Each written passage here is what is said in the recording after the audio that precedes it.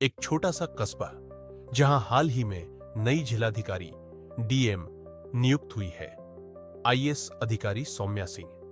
बारिश की हल्की बूंदें उस शाम सरकारी गेस्ट हाउस की खिड़की पर टपक रही थीं। कस्बे की शांत हवा में अजीब सा सन्नाटा था। डीएम मैडम सौम्या सिंह मेज पर बैठी एक पुरानी फाइल पढ़ रही थी। उनके चेहरे पर गंभीरता थी, आंखों में दर्द और होंठों पर एक अनकहा सवाल। मैडम, ये पुरानी फाइल क्यों देख रही है? ये केस तो बंद हो चुका है, पीए अरुण ने कहा। सौम्या ने बिना सिर उठाए कहा, यह केस कभी बंद नहीं हुआ अरुण।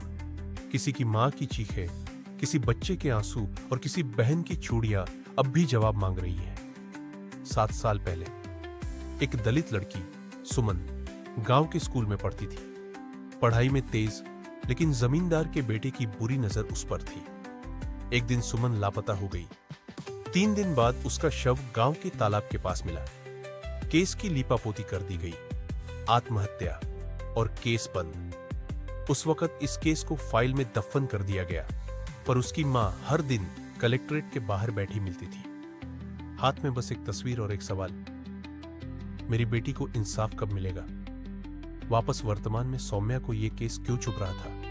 क्योंकि सुमन उसकी छोटी बहन थी। दोस्तों, कहानी अच्छी लगी तो हमें लाइक एवं सब्सक्राइब जरूर करें, और आप कहां से देख रहे हैं हमें कमेंट करें। चलिए कहानी की ओर चलते हैं। सौम्या की मां ने उसे शहर पढ़ने भेजा था और सुमन गांव में ही रह गई थी। जब सौम्या यूपीएससी पास कर डीएम बनी तो उसने वादा किया था, मैं आज दिन लौटूंगी और सुमन के लिए इंसाफ लाऊंगी। उस वक्त साक्ष्य नहीं थे, गवाह डर गए थे, मगर अब डीएम बनने के बाद सौम्या के पास ताकत थी और इरादा भी। जांच फिर से शुरू। सौम्या ने उस पुराने केस को रीओपन कराया। रातों तक वह फाइलें पलटती, गांव जाती, गुप्त तरीके से गवाहों से मिलती। सीसीटीवी, डीएनए और पोस्टमार्टम रिपोर्ट के छुपाए गए पन्ने सब निकालवाए।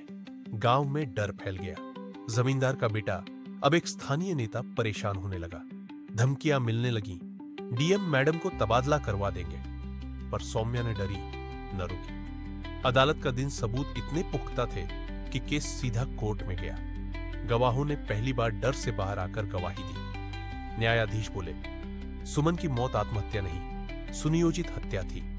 दोषी को आजीवन कारावास की सजा दी जाती है। सौम्या कोर्ट से बाहर आई। आसमान में हल्की बारिश हो रही थी, जैसे ऊपर वाला भी रो रहा हो, मगर इस बार सुकून से।